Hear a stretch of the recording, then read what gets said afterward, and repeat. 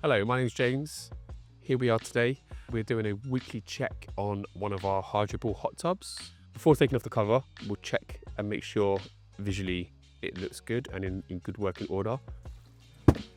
First things first, I can see that the condition of the water is really good, really clear, really blue. The water level is a little bit low. So I'll get the hose fill in whilst we are doing the rest of our checks. We'll check the filter and clean it. So to do that, we turn the hot tub off and then we'll take the brominator ring off, pull out the filter. So we'll let that rinse and then we'll add some filter cleaner, add the tablets to the brominator. We'll just spray off the filter cleaner now. Next we'll put the filter back in, put the brominator back in. Nice even push. Tighten the ring back up and then close that.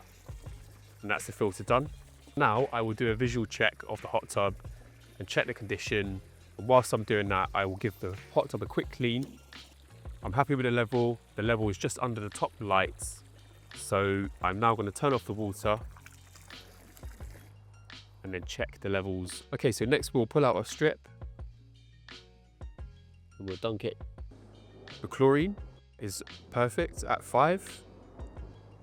The pH is at the upper limit of 7.6, which is good. And we're also good on the TA, which is 120 as well. We'll go onto the control panel and we'll turn on each of the jets. I could already start to see that the water's a little bit foamy, so we'll add a little bit of foam away.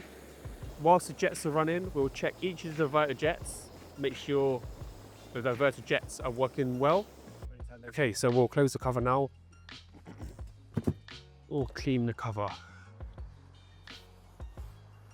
To finish, we use an app called ServiceMate, and what that does is it keeps a record of the hot tub and how it's running over a certain period.